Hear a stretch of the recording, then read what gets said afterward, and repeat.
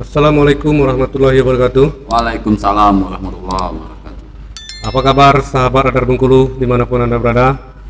Setelah beberapa hari ini kita vakum, tidak ada siaran podcast karena ada persoalan teknis, sehingga sekarang kita persoalan teknis sudah selesai.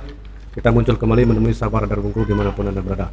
Kami doakan sahabat Radar Bengkulu selalu dalam keadaan sehat walafiat, tidak kurang suatu apapun, sehingga dapat menikmati kehidupan ini.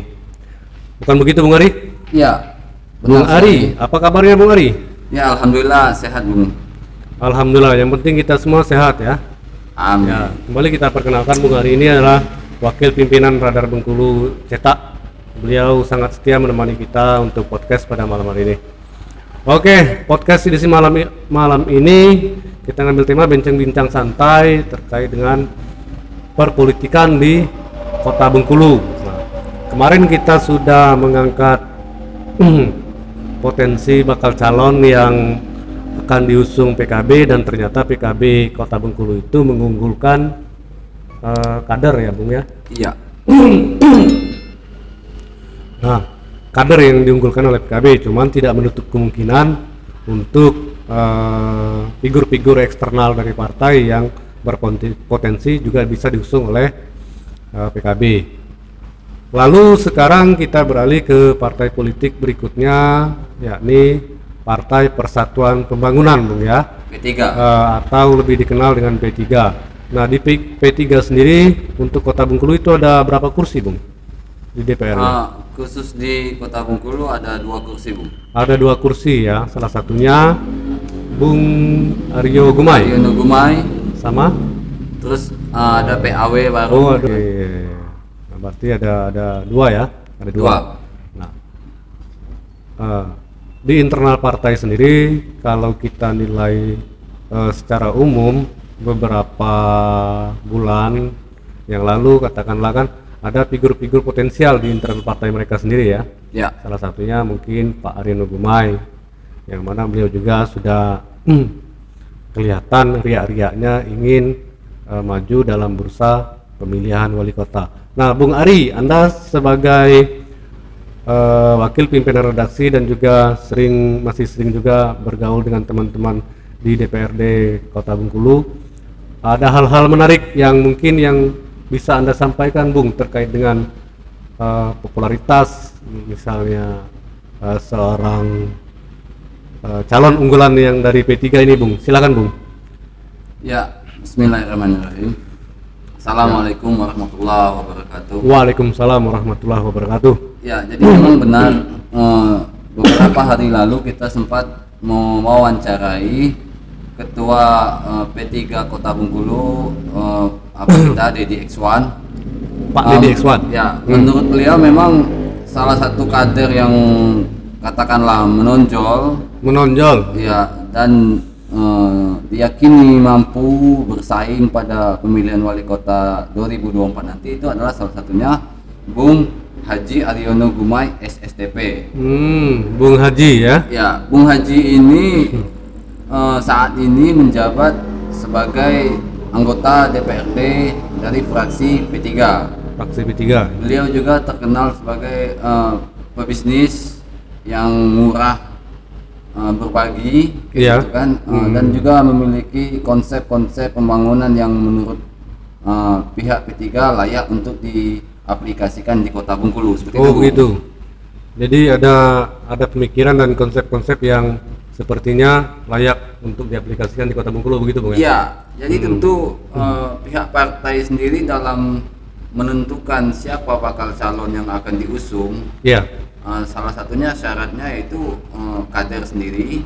Iya. Ketika sudah ada kadernya sendiri, Bung, pihak partai ini tentu akan mendalami visi dan misi dari calon yang akan mereka usung itu, ya kan? Iya, benar sekali. Seperti yang disampaikan Bung Dedi X1 pada wawancara di terbitan beberapa hari yang lalu, bahwa untuk penilaian saat ini Bung Aryono Gumai ini memang dinilai patut dan layak dicalonkan sebagai calon wali kota dari partai P3. Iya. Mungkin salah satu penilaiannya populer ya Bung ya, mungkin populer. Popularitas, ya popularitas. cukup populer untuk di Kota Bengkulu begitu Bung ya. Benar, Bung. Selain itu kita melihat beberapa bulan ke belakang mungkin Pak Dewan kita ini, Pak Haji Haryono Gumai ini cukup kritis ya Bung, cukup kritis ya terkait dengan kebijakan pemerintah kota begitu. Iya, beliau ini dari hasil penelusuran tim, Iya. Beliau ini latar belakangnya memang birokrat, Bung. Birokrat, ya. Ya, jebolan STPDN ya. STPDN atau IPDN seperti itu.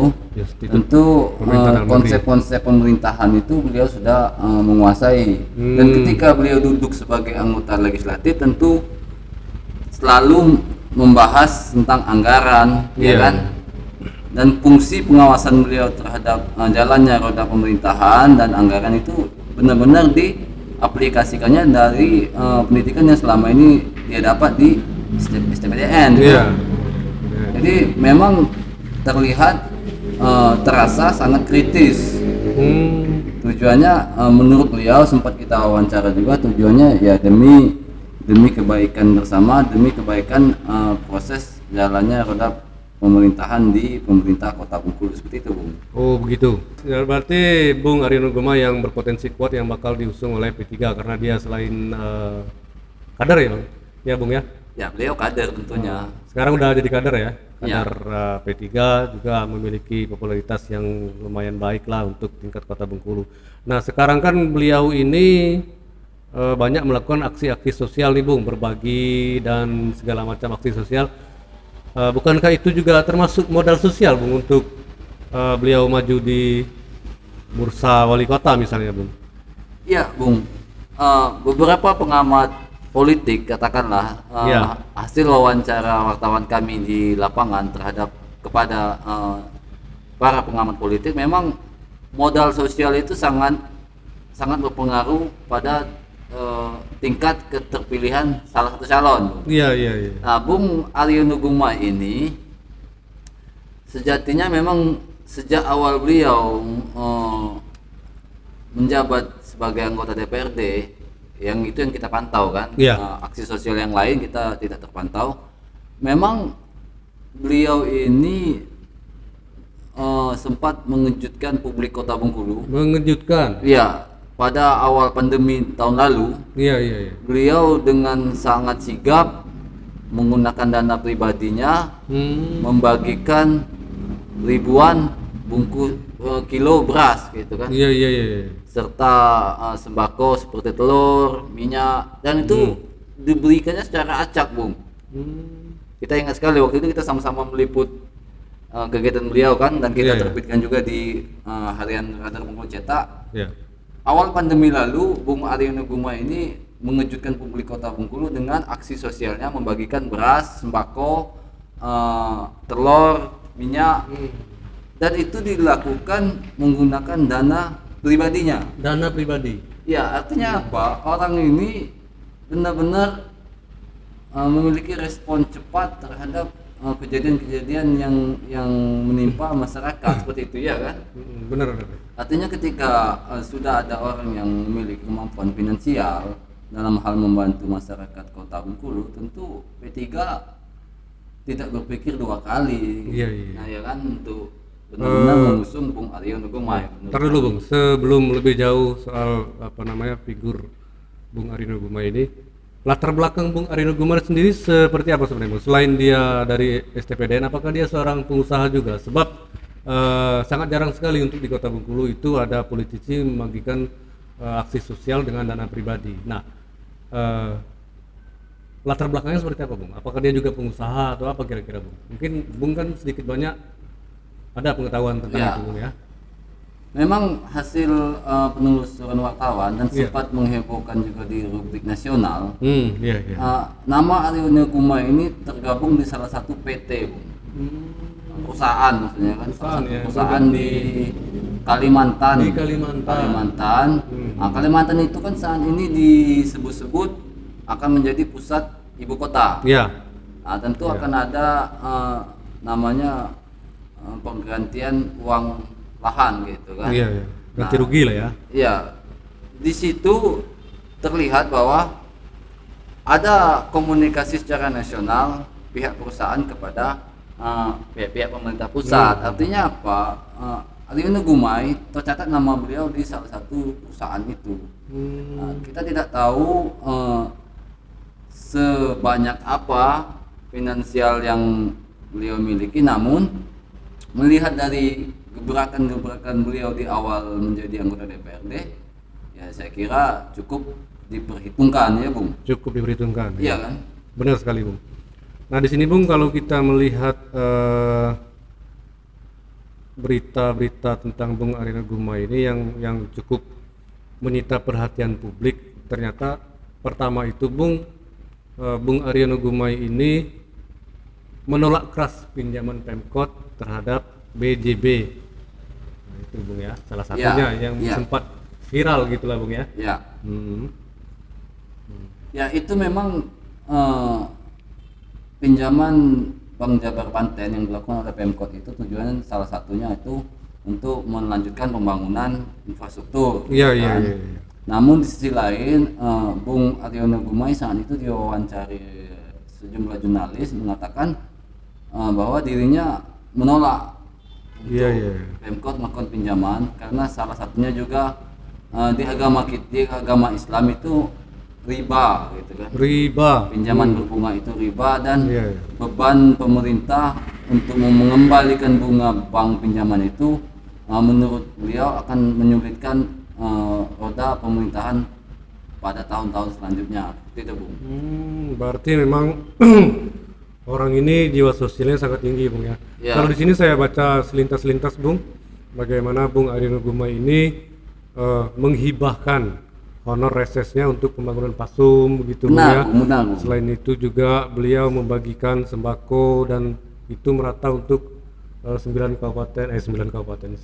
kecamatan yang ada di kota gitu ya.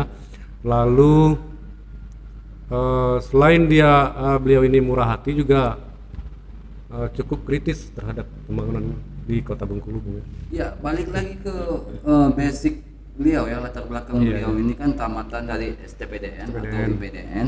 Nah tentu sekolah ini kan fokus belajarnya itu tentang pengelolaan pemerintahan yang baik, transparan, sesuai dengan etika ya kan Bung. Iya. Nah, jadi tentunya beliau sangat memahami bahwa jalannya roda pemerintahan itu harus sesuai dengan rencana kegiatan anggaran. Jadi ketika ada hal-hal yang dianggap beliau tidak sesuai dengan aturan, sebagai anggota dewan dia memiliki hak untuk bicara ya kan. Iya benar sekali. Ada hak yang melekat di dewan, hak penyampaian informasi dan hak pengawasan. Jadi saya kira sudah benar dan tidak ada yang salah apa yang dilakukannya untuk mengkritisi kebijakan pemerintah. Kebijakannya yang dikritisi bukan personal seseorang. Nah itu ya sebenarnya yang langka ya sekarang ini ya. Yang langka di pemerintahan kita, katakanlah baik secara lokal maupun nasional. Pengkritik itu biasanya lebih banyak mengkritik individu gitu Bung. Harusnya yang dikritik itu adalah kebijakan-kebijakan yang berpengaruh kepada masyarakat banyak gitu ya. Ini yang langka Bung. Figur-figur yang seperti ini mudah-mudahan beliau ini masih memegang teguh ideologi untuk kemajuan suatu daerah dengan konsep-konsep yang dia miliki mungkin Bung ya. Oke Bung, lalu Bung terakhir kita pantau di Facebook pribadi beliau ini Bung, ternyata beliau juga melakukan aksi-aksi sosial lainnya Bung, aksi sosial keagamaan, katakanlah beliau membersihkan masjid begitu Bung ya. Kalau tidak salah saya lihat itu sudah sampai 50-an ke atas masjid yang beliau bersihkan itu Bung. Nah itu juga ada keinginan pribadi dari beliau sendiri atau memang konsep-konsep beliau menanamkan modal sosialnya Bung di masyarakat, kira-kira Bung begitu Bung? Ya seingat kami ya hasil wawancara dan ngobrol langsung dengan beliau bahwa aksi sosial bersih-bersih karpet masjid itu berawal dari niat beliau, ya kan nazar beliau, nazar beliau untuk membersihkan karpet masjid membersihkan tempat orang beribadah. Ya, seperti yang kita ketahui kan, kebersihan itu adalah sebagian dari iman. Iya, benar sekali, Dan Bung. ketika jemaah sholatnya nyaman, itu kan insya Allah doa-doa dari jemaah itu terkabulkan oleh Allah kan. Iya, benar sekali. Memang benar Bung Aryono ini lagi-lagi menggunakan dana pribadinya. Dana pribadi. Lagi-lagi menggunakan dana pribadinya, bekerja sama dengan sahabatnya yang kita kenal sebagai nama Bang Uung.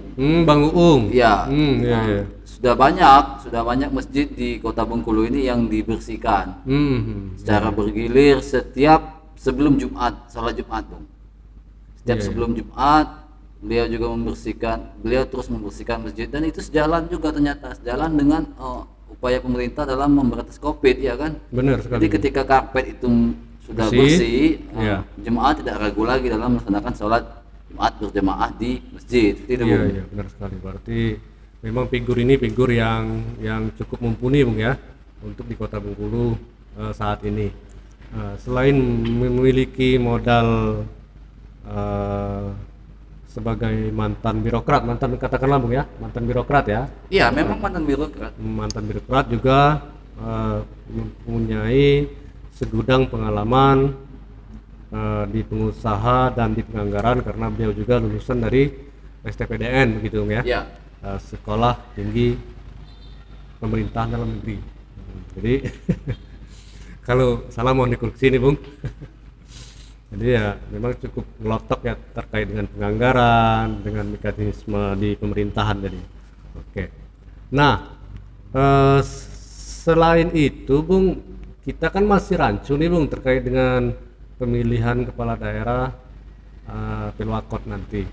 Nah, kalau berkaca pada sebelum-sebelumnya, Bung, untuk mengusung kandidat di Kota Bengkulu itu, Bung, harus minimal memiliki 7 kursi. Nah, kalau misalnya partai P3 ini ada 2 kursi, berarti mereka ini berpotensi berkoalisi. Nah, kira-kira untuk menuju koalisi arahnya yang mana, Bung, ya, yang kira-kira cocok gitu, Bung? Minimal seide lah, ya. Iya, ini kembali lagi dari hasil wawancara dan bincang dengan Bung Deddy X1 dan Bung Aryono Gumai. Iya.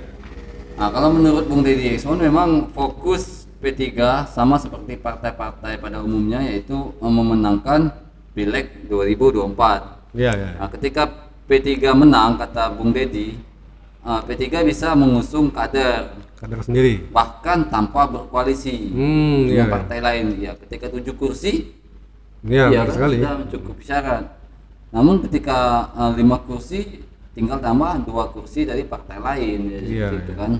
Itu fleksibel, kata beliau. Dengan partai manapun, beliau yakin semua partai itu memiliki niat yang sama untuk membangun Kota Bengkulu. Tentu P3 siap koalisi dengan partai manapun, seperti itu, Bung. Nah, di sisi lain juga Bung Aryono Gumai juga pernah bercerita dengan kawan-kawan jurnalis. Ya, ngobrol kecil gitu tuh kan. Iya, ngobrol, ya.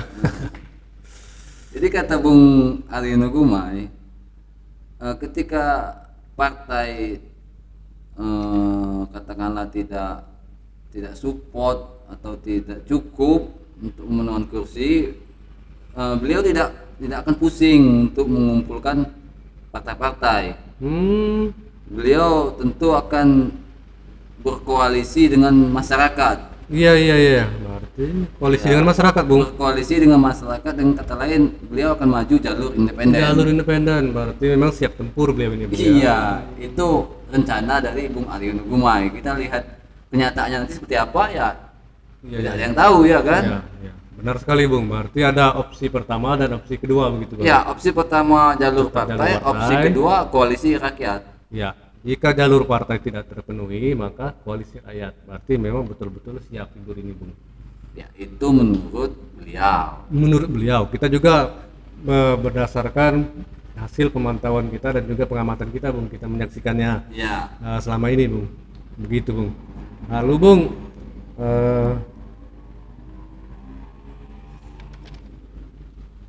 apa lagi, Bung? kabarnya cukup menarik memang. Nah, ini, Bung, kabar menarik, Bung. Kabar menarik satu lagi, Bung. Iya. Bahkan sudah ada para pihak yang melemparkan isu pasangan yang cocok untuk mendampingi Aryono Gumai. Iya, itu juga menarik, Bung. Itu makanya kita akan bedah mungkin, Bang. Wah, bedah bahasanya sangat dalam ini. Iya. Maju saja belum pasti ya kan, Apalagi kita bedah. tapi orang-orang sepertinya memiliki keinginan yang kuat Menjodoh-jodohkan gitu, Bung. jodoh-jodohkan sosok Aryono Gumai dengan politisi yang lain. Iya. Berarti siapa jodohnya kira-kira, Bung?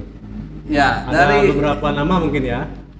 dari hasil pantauan wartawan di lapangan dan di sosial media, memang ada beberapa nama yang disebut-sebut dijodoh-jodohkan ya, dengan Aryono Gumai. Salah satunya ada dari Partai Keadilan Sejahtera. Oh, dari PKS. Ya, dari PKS itu Ibu Septi. Anggota Dewan Provinsi. Anggota DPRD Provinsi. Namun tentu balik lagi ke PKS-nya kan, karena di sini kita belum sempat memperdalam itu, Bung, ya. Memperdalam wawancara dengan pihak PKS. Tentu kita tidak bisa juga mengatakan Septi bersedia. Itu selentingan ya. Selentingan yang di lapangan beredar. Ada juga menyebutkan Aryono Gumai cocok berpasangan dengan Marliadi, kata beliau.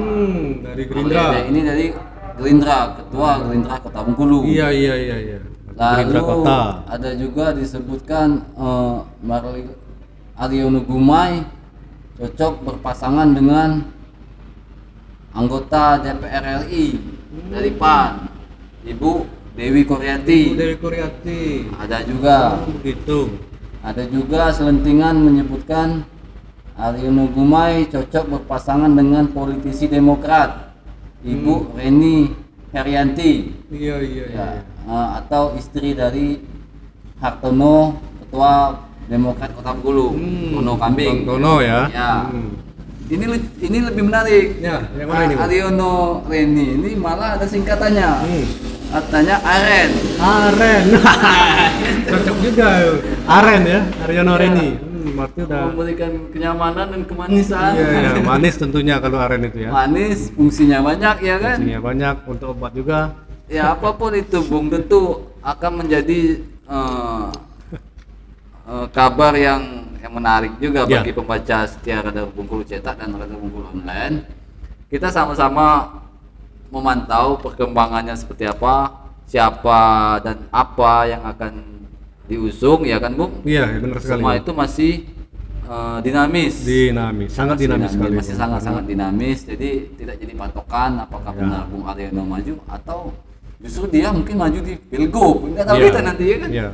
Apakah siapa tahu beliau maju Pilgub atau misalnya maju DPR RI atau DPD misalnya kan. Pilgub Pilwakot informasinya itu berbarengan waktunya. Mudah-mudahan berbarengan. Bisa saja nanti kan P3 menang di provinsi ya kan. Iya. Memiliki potensi untuk mengusung kader, bukan tidak mungkin nanti Pak Rohidin Aryono Gumai. Atau Pak Rosjonsa Aryono Gumai. Ya, berarti bisa saja iya kan? Ya. Berarti cocok berarti. Terkait dengan popularitas, sudah beliau ini sangat populer untuk di Kota Bengkulu, lalu potensi-potensi nama-nama yang bakal berjodoh dengan Bung Aryono Gumai juga sudah banyak diperbicarakan oleh masyarakat Kota Bengkulu ini, Bung. Di warung-warung kopi misalnya, di beberapa tempat itu sudah mulai membicarakan Bung Aryono Gumai. Selain membicarakan sepak terjangnya Bung Aryono Gumai sebagai seorang politisi yang cukup memiliki jiwa sosial, juga kritis juga dibicarakan oleh masyarakat. Lalu beliau juga memiliki idealisme, begitu, Bung. Idealisme. Ya, idealisme ini yang seperti apa sebenarnya masyarakat itulah yang tahu, Bung, kira-kira yang mana yang diinginkan oleh masyarakat dan konsep Kota Bengkulu ke depan. Misalnya apakah memang benar Bengkulu ini akan dibawa ke arah Pekan 1 misalnya, Bung, dekat perbatasan Seluma misalnya, ataukah Bengkulu ini akan dibawa ke Bentiring dekat ini, dekat Benteng maksud saya Bung, ibu apa namanya pusat pemerintahannya begitu. Pusat pemerintahan. Ya. Iya. Kalau dari pengalaman kita dalam menulis berita, Bung ya, Iya. menggiring isu politik selama ini yang kita lakukan, memang cenderung masyarakat itu butuh sosok yang kritis, yang berpihak kepada kepentingan masyarakat yang ada. Semisal masyarakat butuh drainase diperbaiki agar tidak banjir. Drainase ya. Ya, jadi butuh sosok yang menggunakan anggaran tepat sasaran seperti itu kan. Ya. Ketika itu sudah dilakukan, masyarakat tidak neko-neko, tidak apa namanya, tidak akan tergoda dengan yang namanya money politik. Itu hasil wawancara kita ke tengah masyarakat, ya kan. Iya. Kata masyarakat yang penting siring kami di LOI, tidak banjir lagi. Itu ya, berarti Jalan kami lagi dimulusi, yang penting itu aja. Berarti Ini kan artinya simpel. Simpel ya, kebutuhan masyarakat. Masyarakat kota ini kan apa? Heterogen. heterogen benar. Sifatnya ya simpel-simpel saja kan. Namun demikian dengan banyaknya protes tentu ada sesuatu di jajaran pemerintah. Nah, ini yang harus yang ini yang tentunya diambil kesempatan oleh politisi yang bersiap maju di pilkada seperti itu ya, Bung. Iya, Bung. Karena untuk menjadi seorang wali kota untuk Kota Bengkulu ini ya memang cukup ini Bung ya, cukup menyita pemikiran dan waktu karena penduduknya heterogen dan tingkat pendidikannya sudah cukup baik, Bung. Jadi mereka itu tidak termakan dengan isu-isu yang apa namanya yang kira-kira berpotensi hoax, Bung ya. Iya. Itu semua kita dapatkan dari pengalaman kita ke lapangan selama ini, Bung, sebagai seorang jurnalis begitu, Bung ya.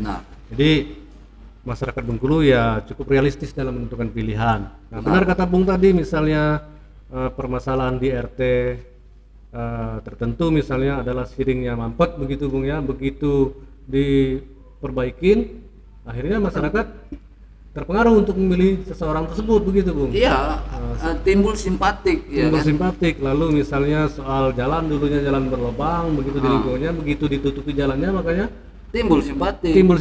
Berarti simpel sekali, Bung ya, Simpel masyarakat. sekali kalau masyarakat kota itu. Misalkan ada masyarakat butuh tidak ada, saya kira masyarakat yang meminta uang ke pemerintah, tidak ada. Ya, meminta Masyarakat secara kerja kan, kerja semua, kita semua benar kerja, kita dapat menghasilkan. Hanya saja kebutuhan seperti tadi yang kita sebut tadi, persoalan mendasar gitu. persoalan banjir, persoalan jalan rusak, persoalan lampu jalan, dan terus keterbukaan informasi terkait penerimaan siswa seperti itu kan. Hal-hal seperti itulah yang saya kira memang urgen di tengah masyarakat dan juga berdasarkan hasil wawancara kita kepada masyarakat yang ada. Jadi ketika ada politisi yang mampu menggiring isu itu ke permukaan, Bung, politisi itu langsung menjadi sorotan publik. Wah, ikulah calon yang pada. Iya. Iya kan? Arti semua mata tertuju ke beliau. Tertuju ke beliau. Sorotan publik itu, Bung. Iya.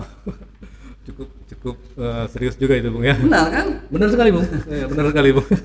Benar kan aja lah, Bung. Itu ibarat, Bung. Lalu, Bung, ada satu permasalahan lagi yang mungkin beberapa bulan kebelakangan itu sempat viral di tengah masyarakat Kota Bengkulu melalui media-media sosial. Pertama itu, Bung, soal sampah misalnya, Bung. Nah, lalu selain sampah juga soal penataan pantai. Nah, pantai ini kan ada pantai Panjang, ada pantai Berkas, ada pantai Tapak Padri begitu, Bung ya. Nah, ada beberapa spot sampah. Nah, ternyata itu silakan mungkin, Bung, ada lari-lari pagi atau olahraga, jogging atau misalnya berjalan lewat sana, Bung. Mungkin ketersediaan tempat sampahnya masih kurang di pantai itu, Bung. Ya. Balik lagi ke ini bentuk kepedulian ya. Iya. Bentuk kepedulian masyarakat kepada pemerintah. Sebenarnya kritis itu peduli, Bung. Benar sekali. Kritis Jadi peduli, masyarakat itu mengkritisi pemerintah itu karena masyarakat peduli terhadap pemerintah. Masyarakat menyampaikan bahwa kami ini butuh tempat sampah. Kami ini butuh wisata yang bersih seperti itu ya, Bung ya. Jadi masyarakat menyampaikan itu ke pemerintah, dan saya lihat pemerintah memang sudah melakukan upaya-upaya terbaiknya. Iya, iya, iya. Ya kan, sudah melakukan razia tempat-tempat pembuangan sampah, sudah membersihkan pantai hampir setiap minggunya, ya kan. Iya. Namun memang dirasa masih kurang oleh Dirasa masih kurang. ya, karena untuk seperti yang Bung katakan tadi, untuk memenuhi semua kebutuhan masyarakat itu butuh pemikiran yang ekstra, butuh kemampuan yang ekstra. Iya. Mungkin disinilah yang dikatakan Bung Aryono Gumai bahwa untuk berhutang ke bank luar dengan bunga yang Tinggi. cukup tinggi, itu akan menguras anggaran yang ada. Benar Jadi sekali. kan untuk membeli pak sampah itu tertunda akhirnya seperti itu kan. Belum lagi semasa pandemi ini semua anggaran kan direfocusing ke sana. Iya. Tapi balik lagi kan, kita juga mensupport lah pemerintah. Selama ini memang sudah melakukan yang terbaik ya tentunya ya. Iya. Pemerintah sudah melakukan yang terbaik, namun memang kalaupun masih ada kekurangan, tentu pemerintah akan berupaya memperbaiki kekurangan-kekurangan yang ada di jajaran pemerintahan. Seperti itu, Bung. Iya, ya, berarti memang pemimpin ke depan yang diinginkan oleh masyarakat Bengkulu itu salah satunya adalah memiliki pemikiran yang di luar rata-rata, Bung ya. Kalau saya simak dari pernyataan Bung tadi ya, Bung. Berarti dia memiliki pemikiran jauh ke depan. Memiliki konsep-konsep pembangunan yang jelas, yang tepat sasaran dan diperlukan dan dibutuhkan oleh masyarakat gitu loh ya.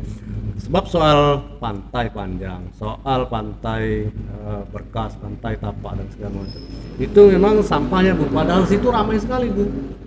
Warga kita Kota Bengkulu ada yang mandi, kadang-kadang ada yang dari luar juga, luar daerah bahkan luar provinsi mandi ke sana Bu.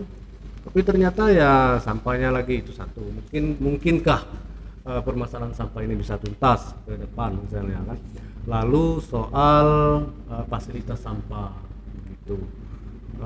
Pemerintah sekarang memang sudah berusaha Bung, kita lihat di beberapa pemberitaan dan juga aksi langsung pemerintah kota misalnya kan sudah melakukan berbagai cara untuk menyelesaikan persoalan sampah, tapi belum juga maksimal karena butuh kerja bersama begitu. Katakanlah yang sempat mengemuka kemarin itu adalah tertangkap tangannya seseorang warga yang membuang sampah ke laut misalnya, pantai, dan itu ternyata tidak juga memberi efek jerah. Dan di beberapa tempat juga ada oknum-oknum pembuang sampah yang juga tertangkap gitu Bu. Nah, memang harus punya visi bersama ya, visi bersama dan komitmen bersama di antara pemerintah kota, DPRD kota, dan masyarakat sebagai konstituen begitu Bu ya, untuk menyelesaikan persoalan sampah dan itu. Nah, Bung, saya tertarik juga misalnya ada di Pasir Putih itu Bung, ada bangunan apa itu Bung kira-kira Bu ya? Bangunan bangunan-bangunan sepertinya sangat bagus sekali Bung. Itu apa Bung kira-kira?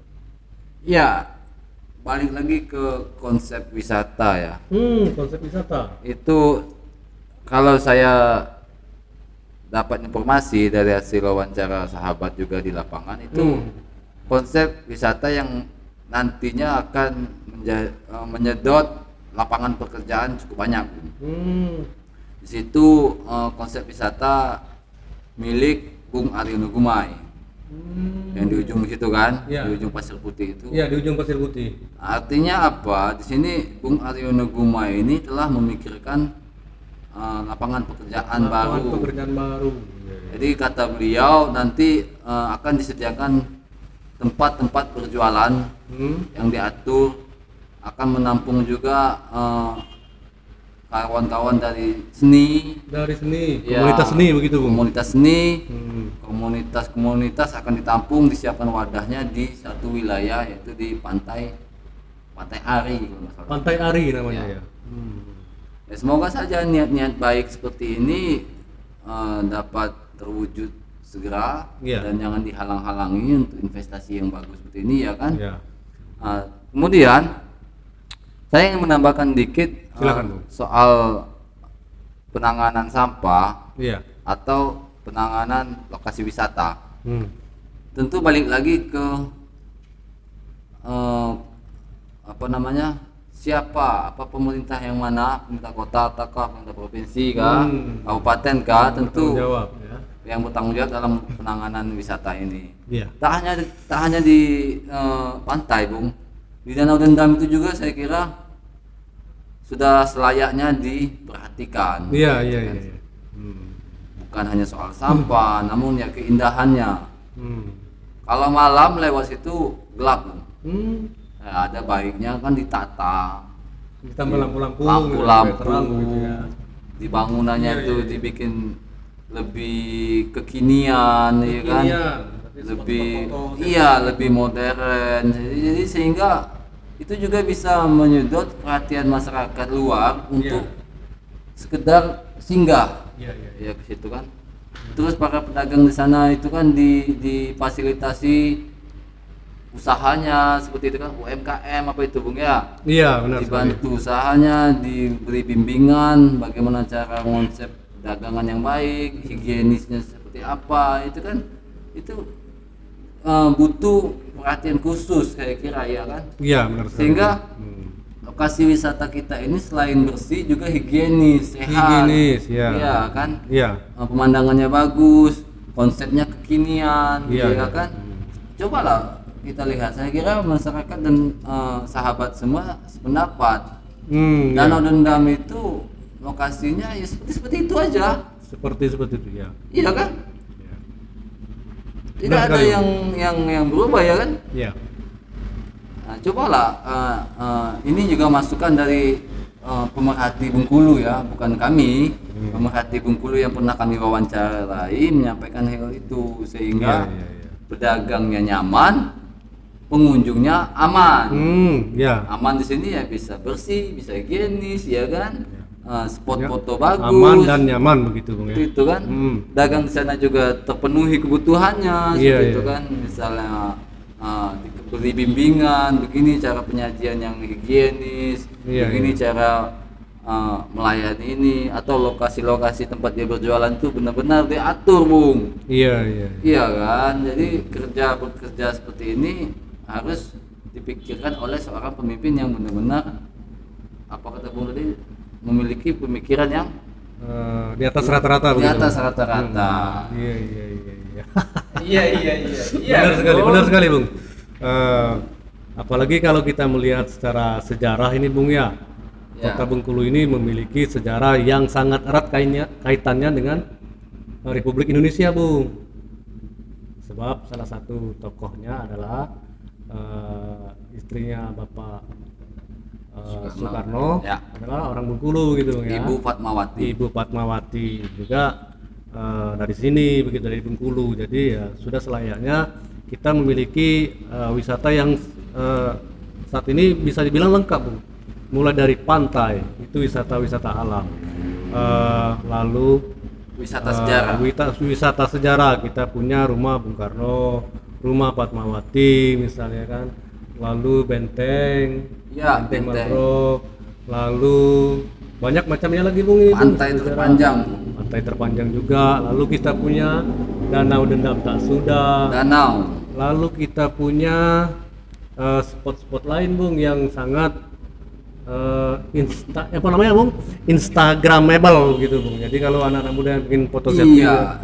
Jadi sangat sayang kalau tidak dimaksimalkan, Bung. Benar, Itu Bung. potensi Jadi itu- PAD itu, Bung. itu juga pernah disampaikan oleh Bung Aryono tadi. Oh, udah disampaikan oleh Bung Iya, Aryo. Bung Aryono hasil wawancara juga mengatakan memang untuk konsep wisata itu intinya itu merangkul semua ide, ya kan, diramu, lalu tercipta wisata yang memenuhi kebutuhan semua pihak. Iya. Seperti yang dilakukan Bung Aryono di Pantai Arinya itu, dia nantinya rencananya ini dia akan merangkul semua Iya. komunitas seni, komunitas musik, komunitas pecinta hewan, dikemas seperti apa ya kita lihat saja kan. Ya. Perkembangannya Nah, ini kan semoga baru- saja dilancarkan oleh Allah dan dimudahkan, Ya, Bung? baru idenya yang disampaikan ke teman-teman wartawan begitu, Bung ya. Semoga terrealisasi dengan dukungan dari masyarakat Kota Bengkulu, dan juga kita masih sangat jauh, ini masih berapa tahun lagi Bung ya, ini 2021, 2022, 2023, pemilihannya 2024, berarti masih ada sekitar 3 tahun lagi. Jadi masyarakat Kota Bengkulu masih memiliki cukup waktu untuk menyimak, mengamati dan memiliki keyakinan bahwasannya seorang Aryono Gumai ini layak untuk jadi pemimpin Kota Bengkulu atau tidak, begitu Bung ya. Ya, silakan masyarakat menilai. Ya, silakan masyarakat menilai, karena figur-figur lain juga memiliki konsep dan ide-ide cemerlang juga Bung untuk Kota Bengkulu Bung, begitu. Ya, jadi mulai dari sekarang masyarakat Kota Bengkulu harus menyimak itu, sehingga ketika menentukan pilihan memiliki dasar yang kuat, begitu Bung ya, untuk seseorang yang didukung yang menjadi pemimpin di Kota Bengkulu, begitu Bung. Oke Bung, sepertinya kita dibatasin oleh waktu juga, sudah panjang kita bercuap-cuap. Mungkin ini untuk tahap pertama Bung, kita membahas terkait dengan politik. Tahap kedua, kemarin udah tahap pertama terkait dengan potensi yang bakal diusung oleh PKB, lalu sekarang potensi-potensi yang bakal diusung oleh P3. Mungkin ke depan kita akan bahas politik-politik lain, dan tidak menutup kemungkinan kita akan hadirkan narasumbernya langsung, orang yang berkompeten untuk berbicara soal politik di Kota Bengkulu, katakanlah KPU atau ketua partai atau bakal calon ke depan. Ini tergantung dengan teman-teman di lapangan yang membangun jejaring kepada para caleg, begitu Bung ya. Sehingga masyarakat, selain masyarakat bertemu langsung, mendengarkan langsung, juga dapat menyimak lewat tayangan YouTube kita, lewat tayangan podcast kita, begitu Bung ya. Mungkin ada closing statement Bung terkait dengan P3 dan Bung Aryono Gumai, silakan Bung. Ya, sahabat semua, bincang-bincang kita ini mengungkapkan hasil wawancara, hasil obrolan. Tentunya tidak bermaksud untuk menyinggung pihak manapun, tidak bermaksud untuk membesarkan pihak manapun. Semua yang kita katakan ini adalah fakta, semua yang kita sampaikan adalah hasil dari wawancara di lapangan. Tentunya sahabat, silakan tentukan pilihannya sendiri. Mulai dari sekarang tidak apa, caknya elok tenang ini kan. Pelajari, ikuti perkembangan sosial medianya, perkembangan kinerjanya seperti apa, pantau langsung, lihat sendiri. Ketika nanti sudah klop, ya silakan sahabat tentukan pilihan. Seperti itu Bung. Oke, terima kasih Bung Ari, wakil pimpinan redaksi yang telah menemani kita di edisi podcast Radar Bengkulu pada malam ini terkait bincang-bincang santai dengan tema kita tadi, yakni apa namanya Bung? Potensi bakal calon di Pilwakot di pemilihan wali kota pada 2024. Kemarin ada Wan Sui, sekarang ada Bung Aryono Gumai, dan ke depan mungkin akan bermunculan figur-figur yang lain yang akan dibahas di sini. Nah, sahabat Radar Bengkulu dimanapun Anda berada, kami berdua di sini hanya menyampaikan hasil wawancara dan hasil obrolan dengan kandidat, sehingga apa yang kami sampaikan adalah fakta berdasarkan data-data yang didukung dengan hasil wawancara, begitu. Jadi tidak bermaksud, sekali lagi sudah disampaikan oleh Bapak Wakil Pimpinan Redaksi tadi, tidak bermaksud membesarkan siapapun, mengangkat siapapun dan mengecilkan siapapun. Itu murni berdasarkan hasil wawancara di lapangan. Lalu tidak juga bermaksud menyinggung, menyindir, menyakiti dan segala macam, tidak ada. Intinya sini Bung ya, kita memberikan kesempatan pada pihak manapun, ya kan? Pada pihak manapun untuk mengundang tim podcast Radar Bengkulu Online, mengundang untuk datang. Misal nanti diundang oleh Pak Sumardi, mengundang ke rumah bincang-bincang, karena Pak Sumardi salah satu kandidat ya Bung. Ya, informasinya begitu. Atau juga diundang oleh Ibu Patriana Sosalinda nanti bicara soal Golkar, beliau kan ketua Golkar, atau nanti diundang oleh Pak Alamsyah selaku sekretaris DPD PKS, ya kan? DPW PKS, atau siapapun lah, bicara soal politik ini kan sifatnya dinamis, cair saja, nanti tidak ada titik, ya kan? Ngobrolnya tentu kembali lagi kami tegaskan, di sini tidak ada niat untuk mengkerdilkan atau menyudutkan atau mengkecilkan pihak manapun Ya. dan tidak ada niat juga untuk membesarkan pihak manapun. Seperti Ya. itu Bung ya. Pada intinya podcast Radar Bengkulu edisi bincang-bincang potensi bakal calon yang akan maju pada Pilwakot nanti terbuka untuk umum, siapapun bisa tampil di sini, tokoh manapun juga bisa tampil di sini, dan juga kita akan bahas secara detail. Kita terbuka menerima kritikan, saran dan masukan dari masyarakat dan penikmat YouTube kita, begitu Bung ya. Benar. Bung. Karena ini untuk kebaikan dan kemaslahatan kita bersama, begitu, demi kemajuan Kota Bengkulu, Provinsi Bengkulu yang kita cintai. Oke, terima kasih sahabat Radar Bengkulu yang setia menemani menyimak tayangan ini. Kami doakan semoga sahabat Radar Bengkulu dimanapun Anda berada selalu sehat, tidak kurang suatu apapun, karena intinya kesehatan adalah segalanya Bung. Kalau kita uang banyak tapi tidak sehat juga tidak enak Bung ya. Semoga selalu sehat, dapat berbahagia dan berkumpul bersama keluarga. Kami berdua, saya Didi Christopher Ya, dan Bung Ari, wakil pimpinan redaksi, haturkan maaf yang sebesar-besarnya apabila ada kata-kata yang kurang berkenan ataupun menyinggung. Kami berdua mohon maaf, dan kepada Allah kami mohon ampun. Billahi taufik wal hidayah. Wassalamualaikum warahmatullahi wabarakatuh.